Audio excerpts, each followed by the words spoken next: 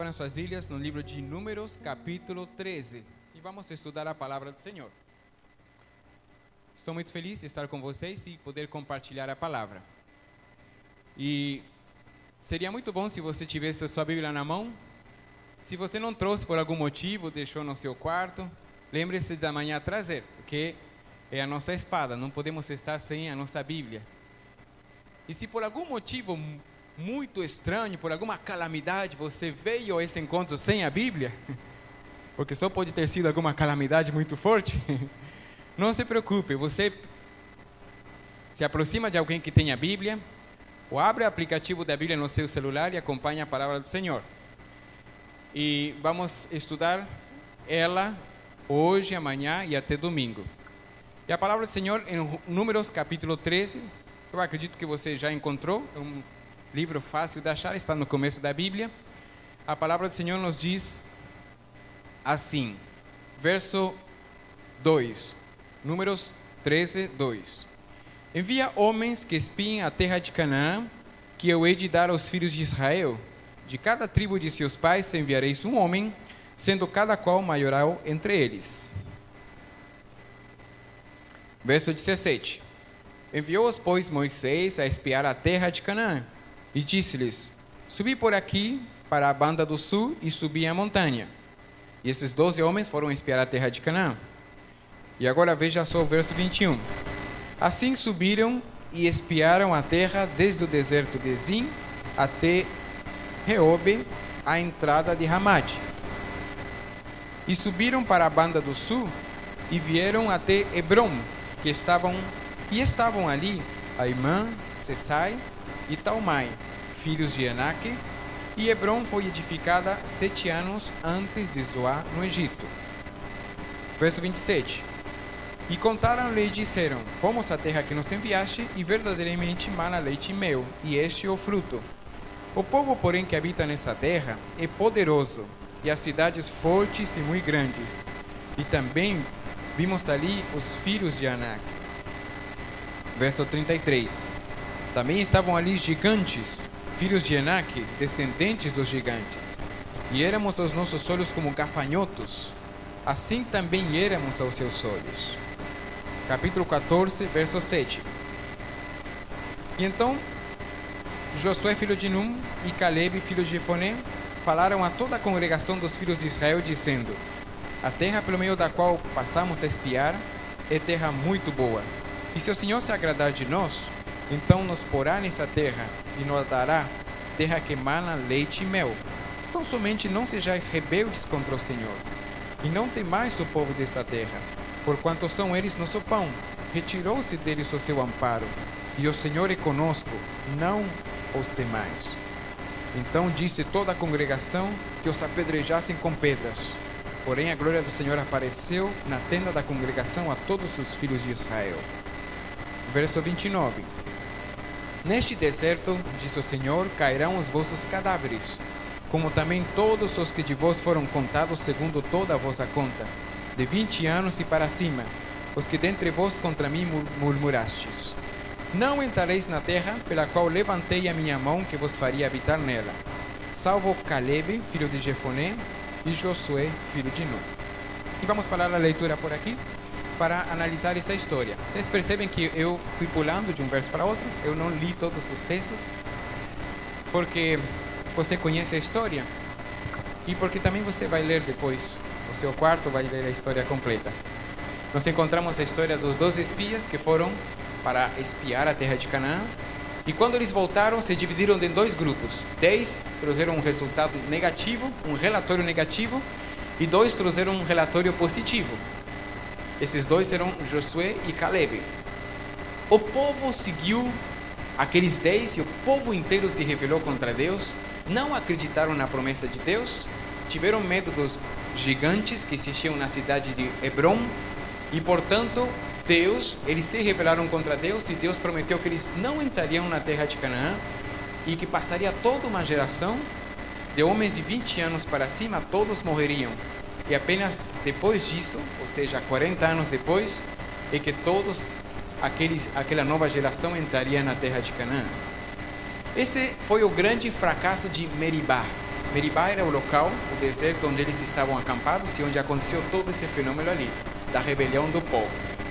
E a Bíblia nos relembra esse fracasso pelo menos 2 vezes, no Novo Testamento e também no livro de Salmos. E no livro de Salmos, capítulo 95, nós encontramos o salmista nos explica o que foi que aconteceu naquele dia. Salmo capítulo 95, verso 7, 8, 9, 10 e 11. O salmista, muito tempo depois de ter acontecido isso, ele analisa o que aconteceu naquele dia e ele chega a uma conclusão, e a conclusão que ele chega é o que nós iremos analisar nas conferências desse final de semana. Diz assim, 95, verso 7: porque Ele é o nosso Deus, e nós, povo do seu pasto, e ovelhas da sua mão. Se hoje ouvirdes a sua voz, não endureçais os vossos corações como em Meribá, ou como no dia da tentação no deserto. Quando vossos pais me tentaram, provaram-me e viram a minha obra. 40 anos estive desgostado com esta geração, e disse: é um povo que erra de coração e não tem conhecimento dos meus caminhos. Por isso jurei na minha ira que não entrarão no meu repouso. Então, segundo a análise da situação do salmista, ele chega à seguinte conclusão: o povo de Israel não entrou naquela ocasião na terra de Canaã, se rebelaram por 2 motivos. Primeiro, isso está no verso 10. Primeiro, é um povo que erra de coração. E segundo, não tem conhecimento dos meus caminhos. E pela graça de Deus, nós iremos analisar esses motivos. Hoje nós vamos analisar por que o povo não tinha conhecimento dos caminhos do Senhor. E amanhã nós iremos analisar por que eles erraram de coração. Os 2 motivos pelos quais o povo de Israel demorou mais 40 anos para entrar na terra de Canaã. Os 2 motivos pelos quais uma geração inteira se perdeu e morreu no deserto. E quero começar te contando uma história. Eu gosto bastante de contar histórias porque acredito que é uma forma de poder facilitar a mensagem. E principalmente histórias minhas. Eu gosto de contar histórias minhas, que são histórias que eu vibro mais ao contar. Algum tempo atrás, eu estava fazendo uma viagem para uma conferência similar a essa aqui, em Belo Horizonte. E essa viagem, eu fui ao aeroporto em São Paulo, estava subindo no avião, e lá no aeroporto de São Paulo, em Salvador também percebi que tem isso, tem como se fosse um corredor para entrar no avião, né? Você já entra bem na porta do avião, você nem sai para ver o céu, você já entra direto, né? E aí estávamos caminhando pelo corredor para entrar, todas as pessoas. Opa, estou quase caindo aqui. E quando de repente percebemos que na minha frente tinha uma mãe com um rapazinho, um rapaz que devia ter uns 6, 7 anos de idade, que era um rapaz daqueles que você sabe que com 3 desses aí você bota fogo no Brasil inteiro. Terrível, né? Inquieto. Quando a fileira andava, o rapaz ficava. Quando a fileira parava, o rapaz ia na frente. E mexia em tudo, tocava nas malas das pessoas, ameaçava com sair pulando por ali. E a filha continua andando e finalmente chegamos à entrada do avião. E quando chegamos na porta, aí as aeromoças estão ali sorrindo, dando as boas-vindas para as pessoas. E o rapaz passou por ali e ele começou a gritar. Gritar mesmo. Eu quero ver o piloto, eu quero ver o piloto. Começou a gritar. E a mãe, fica quieto. E as aeromoças sorrindo educadamente, como se dissesse assim: passa logo, rapaz. Mas esse dia o rapaz deu sorte que a cabine do piloto estava um pouco aberta, não estava totalmente fechada a porta. E o piloto ouviu lá os gritos, até porque o avião inteiro ouviu. E então o piloto falou assim: quem está me chamando aí?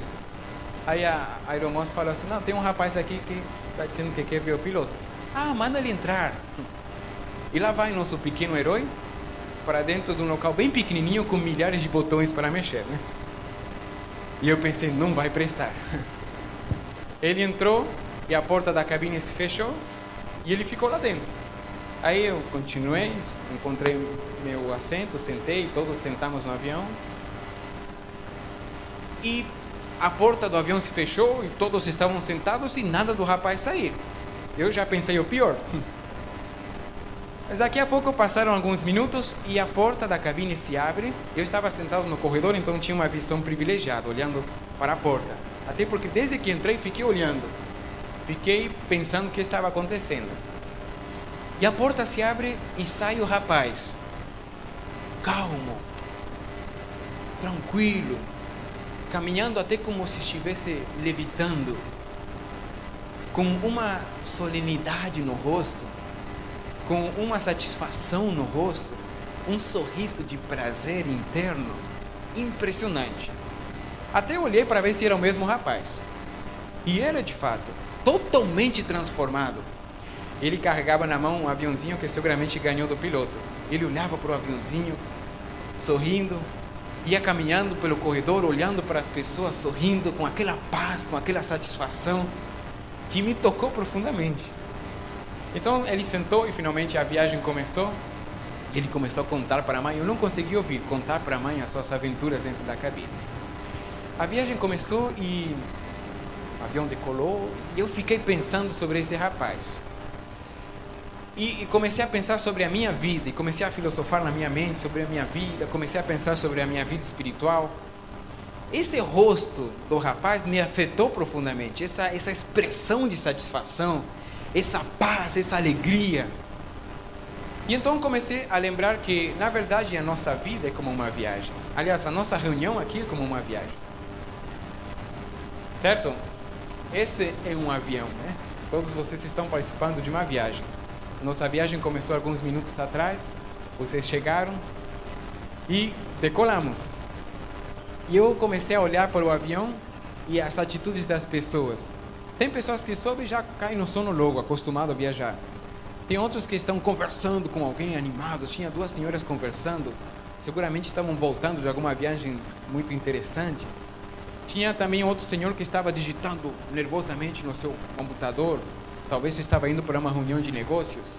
E cada passageiro tinha uma atitude diferente, mas nenhum igual ao rapaz, com essa expressão de satisfação. A gente tinha apenas uma expectativa: decolar e pousar em segurança. Pronto, é isso que a gente esperava. Ele esperou mais e conseguiu mais, e por isso a satisfação dele. E agora então, eu comecei a analisar e comparei com a igreja. A igreja é igual a um avião, né? Tem gente que senta e já cai no sono. Tem pessoas que sentam na igreja e começam a conversar com o colega do lado para contar toda a história, e como chegou aqui, chegou bem, e a viagem e tudo, e como foi a conferência passada, certo? Tem outras pessoas que sentam aqui na igreja e estão nervosas vendo alguma coisa. Geralmente os missionários temos essa dificuldade, né? Pensando já no que vamos fazer, no que vamos falar, já pensando na reunião de amanhã. Mas quero dizer que existem pessoas hoje que entraram por essa porta e eles tinham um objetivo: queriam conhecer o piloto. E o piloto dessa viagem não sou eu, não é o irmão Clóvis. Nós somos os rapazes do lanche, né? Nós servimos o lanchinho para vocês. Os grupos de louvores aqui estavam servindo o lanchinho. Mas o verdadeiro piloto da nossa viagem é Cristo Jesus, o nosso Salvador. E tem algumas pessoas que entraram pela porta e sentaram nesse banco com a intenção de ter um encontro com Jesus. E eu quero te perguntar, você não entrou com essa intenção? Então, nesse exato momento, em nome de Jesus, muda as tuas prioridades. Não sei o motivo pelo qual você está aqui, não sei o motivo pelo qual você veio a esta conferência, mas eu sei o motivo com o qual você pode sair daqui. Você pode ter um encontro verdadeiro com o piloto dessa viagem. E é isso que aquele menino conseguiu, e por isso esse rosto de satisfação, por isso essa alegria. E eu fiquei, confesso para vocês, com inveja dele, dessa alegria que eu estava sentindo. E essa é uma possibilidade real que todos nós temos nessa noite, ter um encontro com Cristo Jesus, o nosso Salvador. Bom, talvez alguém está perguntando, Gabriel, mas como eu faço para ter um encontro com Jesus? Queridos, Josué e Caleb, eles entendiam sobre isso. Porque os demais espias erraram porque eles tinham dureza de coração e não conheciam os caminhos de Deus. Ou seja, não conheciam Deus. Eles não tinham conhecimento de Deus. Eles não tinham um relacionamento com Deus. Faltou um encontro com Deus. E nós vamos ver agora, através de alguns exemplos bíblicos, o que podemos fazer para ter esse encontro com Deus que precisamos ter nessa noite. Me acompanha no livro de Lucas, capítulo 2.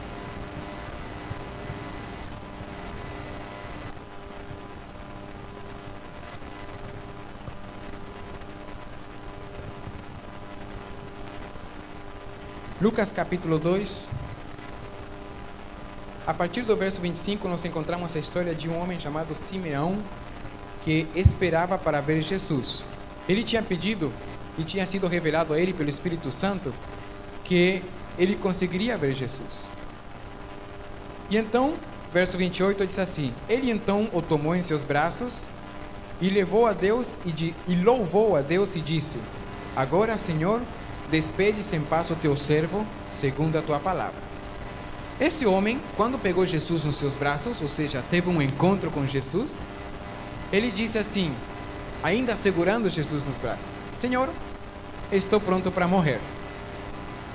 Agora consegui o que queria, estou pronto para morrer.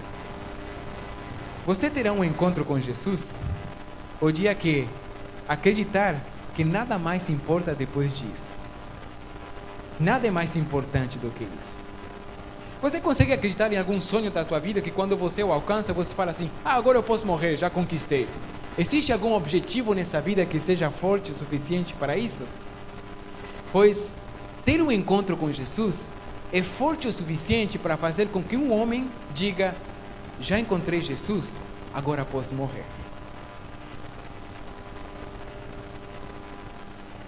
Se você quer ter um encontro real com Jesus, faça disso a grande prioridade da sua vida, o maior sonho da sua vida.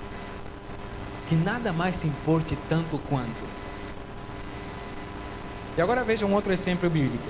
João capítulo 1.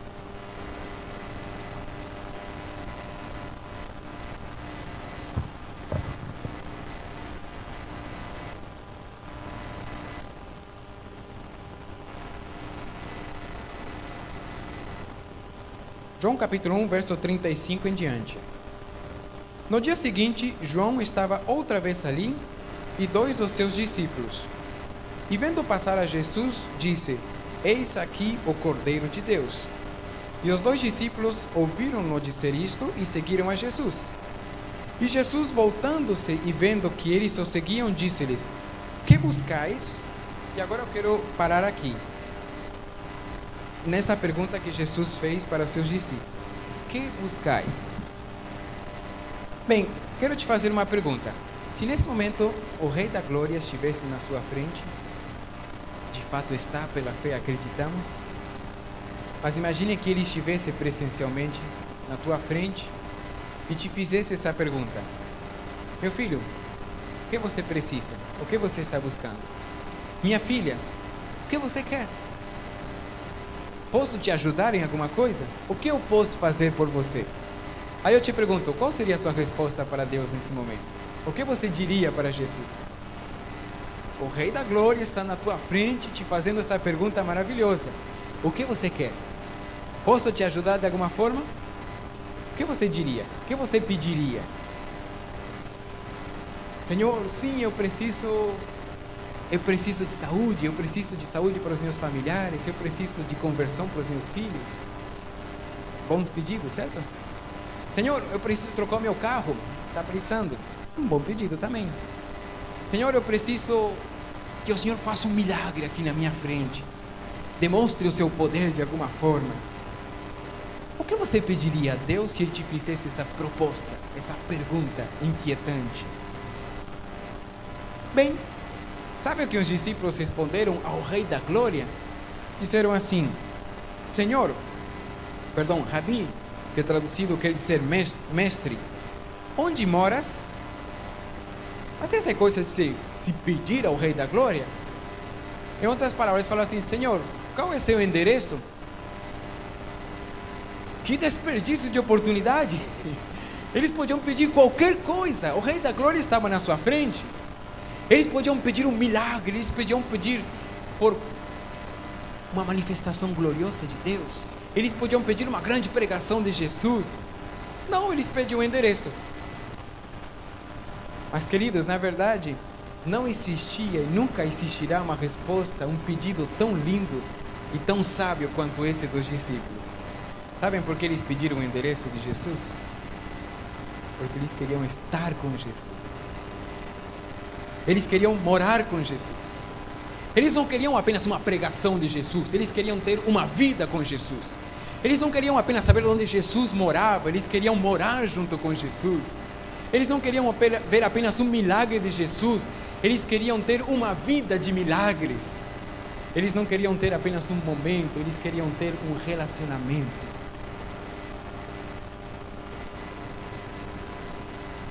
E conseguiram. Talvez eles foram as pessoas mais beneficiadas que esse planeta já teve. Estar com Jesus durante 3 anos e meio, dormir no mesmo lugar onde ele dormia, caminhar com ele, ouvir todas as palavras que ele falava, presenciar todos os milagres, estar pertinho dele, mesmo sem ele falar nada, só estar perto dele. Eles conseguiram isso, porque eles fizeram o pedido certo. Queridos, nós estamos tendo uma grande crise religiosa em nosso meio. E quando eu falo isso, estou falando não apenas da minha igreja, e não apenas do meu mundo, do meu país, estou falando da minha vida. Estamos passando por uma grande crise religiosa, porque nós não estamos entendendo o que significa religião. E isso tem prejudicado grandemente a juventude da nossa igreja. A palavra religião vem do latim, que significa religare. Religare significa voltar a ligar. Uma coisa que estava ligada no começo, no princípio, mas foi desligada por causa do pecado e agora precisa ser religada, que é a presença de Deus em nossas vidas, o relacionamento de Deus com o ser humano. Se lembram no livro de Gênesis? Qual era o relacionamento de Deus com o ser humano antes do pecado? Deus descia e caminhava com eles ao atardecer. Adão e Eva batendo um papo com Deus, conversando com Ele de forma animada. Adão e Eva conversando com Deus enquanto caminhavam junto com Ele. Esse era o plano original de Deus. E então veio o pecado e trouxe separação entre Deus e o homem. E então a religião procura a ligação do homem com Deus. Esse é o objetivo da religião. Ligar o homem a Deus, voltar a ligar, religar.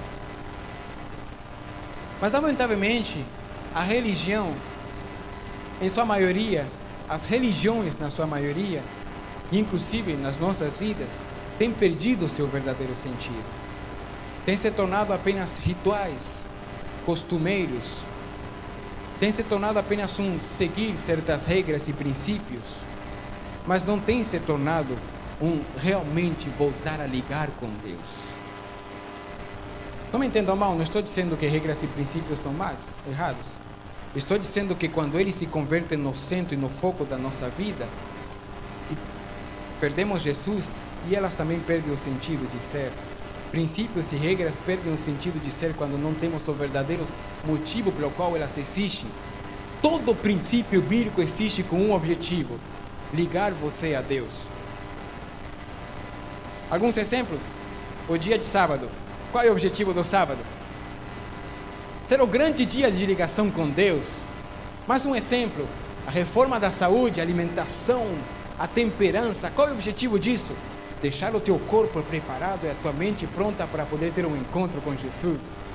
E se você analisar todos os princípios que existem, todos têm esse claro objetivo: ligar o homem a Deus. Todas as regras têm esse, ou deveriam ter esse sentido. Porque se existe uma palavra importante na Bíblia, se alguém me pedisse para resumir a Bíblia em uma palavra, eu sem dúvida responderia que a palavra é relacionamento. Para mim, Esse é o grande objetivo da Bíblia. Relacionamento entre Deus e homem, você com o Papai do Céu. Esse é o grande objetivo da religião.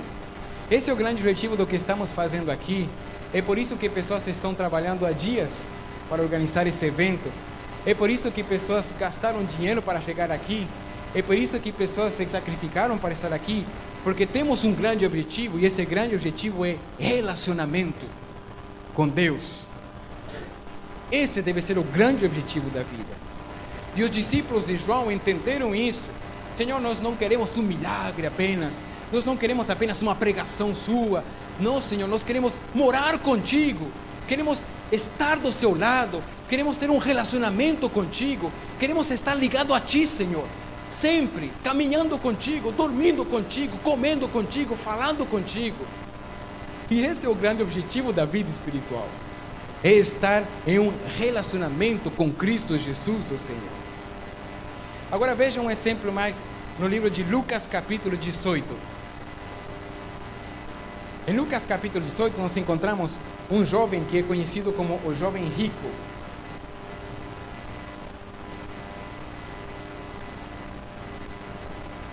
A partir do verso 18 você se encontra uma história. Eu não irei ler todos os versos. Apenas vou te falar a versão atual dessa história. Eu sempre gosto de fazer isso, tentar imaginar como seria se Jesus estivesse nos nossos dias, o que aconteceria com as histórias da Bíblia se fossem atuais. E deixa eu te contar como eu imagino essa história.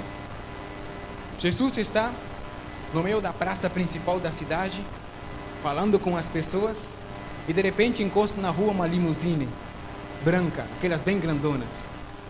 E lá na porta de trás, nas limusines é assim, lá no final abre uma porta, né?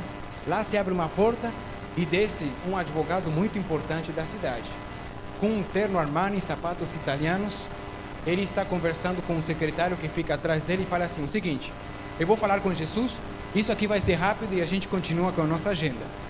Ele se aproxima com passos valentes, a multidão vai abrindo, chegou a grande eminência da cidade, o homem mais destacado da cidade.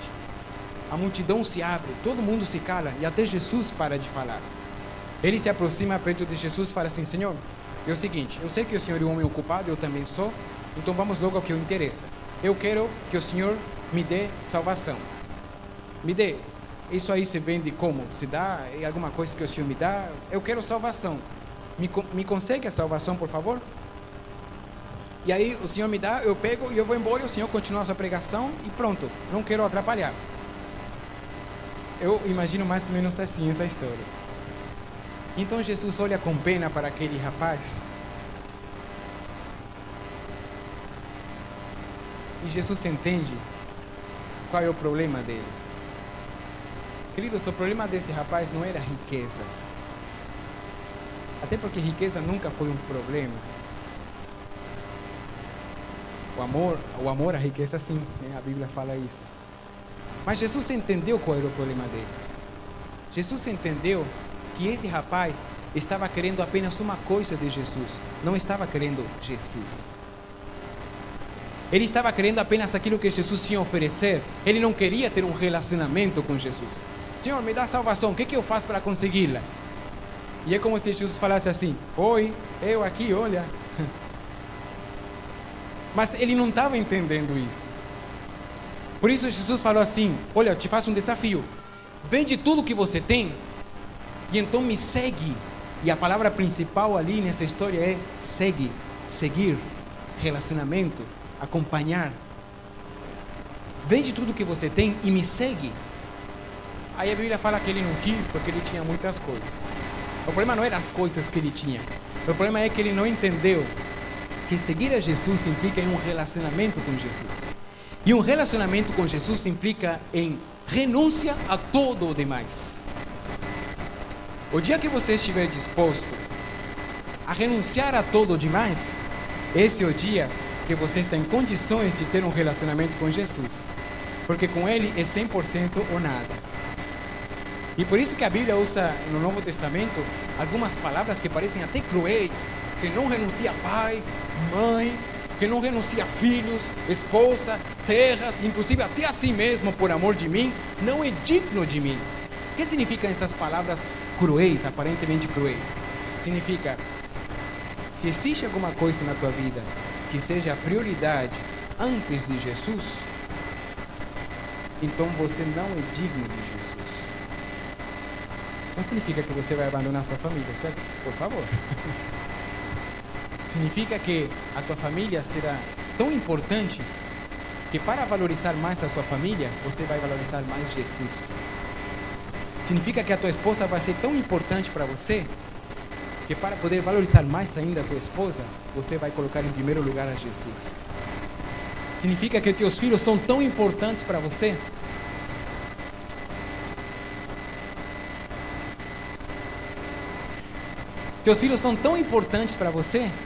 que você valoriza mais a Jesus do que a eles.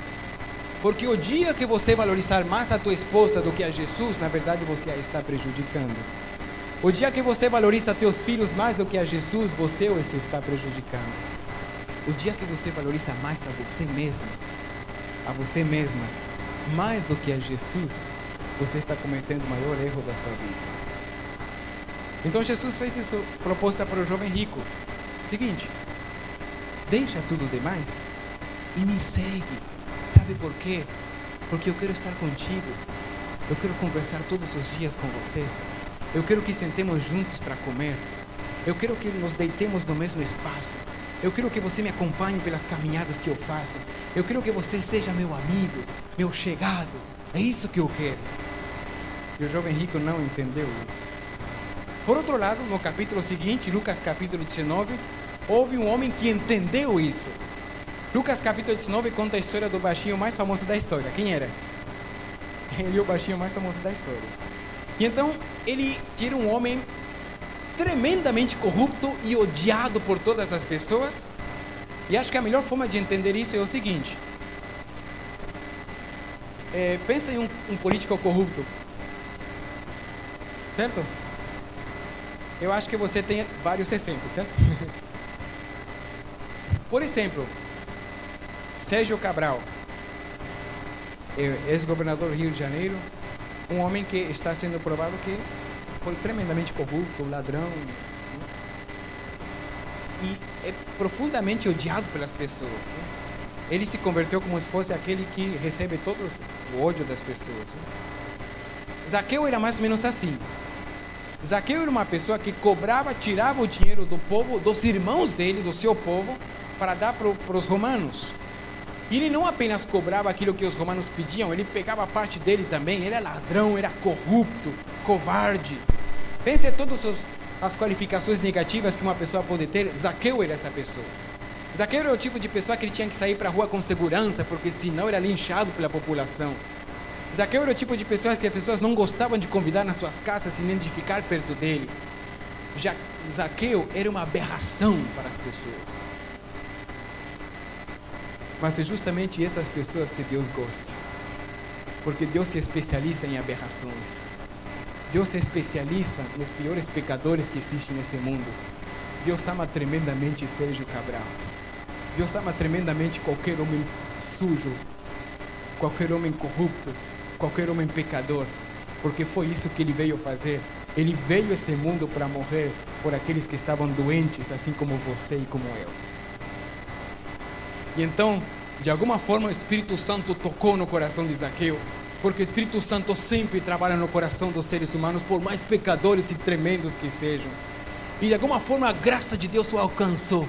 E no coraçãozinho de Zaqueu surgiu uma esperança, surgiu a ideia de que talvez ele poderia pelo menos se aproximar de Jesus. E então, ele soube que Jesus estava na cidade, ele foi e se aproximou onde Jesus estava. Uma grande multidão rodeando Jesus. Ele quis ouvir. E ele pensou no seu coração: eu quero apenas ver Jesus. Só isso me basta. Só quero vê-lo. O Espírito Santo trabalhando no seu coração. E quando o Espírito Santo trabalha, não tem limites para o que uma pessoa faz. E ele começou a se aproximar da multidão. Não conseguia ver por causa da estatura. Ele até pensou: alguém poderia me colocar nos ombros. Mas quem iria colocar um corrupto nos ombros? As pessoas começaram a afastá-lo. Então ele olha para uma árvore, tinha espinhos, não se importou, rasgou toda a sua roupa, se sujou todo. Os espinhos feriram a sua pele, mas ele subiu na árvore. E no seu coração ele só tinha um desejo: eu só quero ver Jesus passar.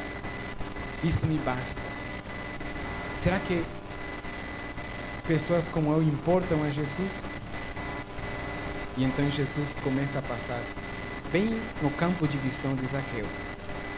E ele olhando para Jesus, e sua alma ficando em paz. Mas de repente Jesus para: Zaqueu, ué, ele sabe meu nome? Zaqueu, desce daí, porque hoje eu vou almoçar na sua casa. Aí imagina o Zaqueu olhando assim: eu? É você, Zaqueu? Não, Senhor, deve ter um erro. O Senhor sabe quem sou eu. Olha, Senhor, tem a casa do pastor, tem a casa do obreiro, tem a casa do dirigente da igreja. Vai na minha casa, Senhor? Sim, Zaqueu, eu vou na tua casa. Vamos logo, estou com fome. Então Zaqueu desceu da árvore e foram para casa. E agora eu quero te fazer uma pergunta. Qual seria a sua reação se um dia Jesus pedisse para jantar na sua casa? Vamos supor que Jesus estivesse aqui no final da reunião, ele falasse assim: então, hoje eu quero jantar na sua casa. O que você sentiria? Como você reagiria?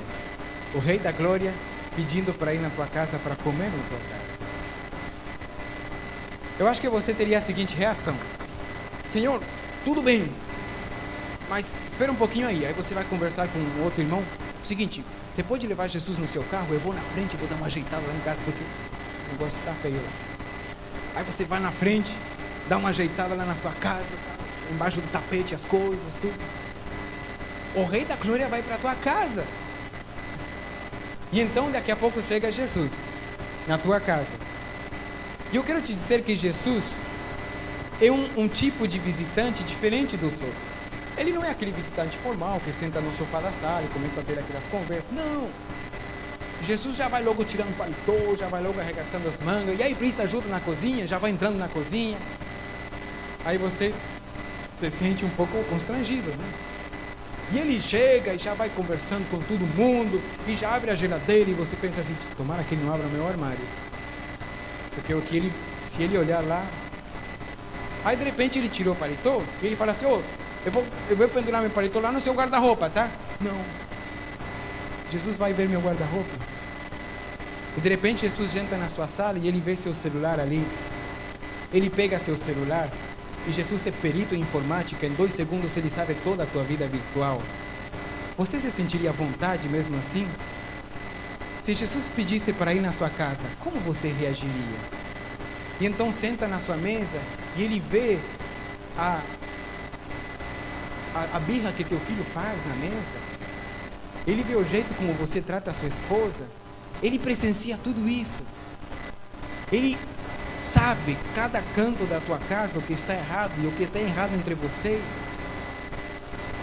Queridos, eu quero dizer para vocês que se Jesus me fizesse esse pedido nessa noite, eu aceitaria de bom gosto e diria para ele: Senhor, sim, vamos na minha casa, porque está precisando muito da sua presença na minha casa, Senhor.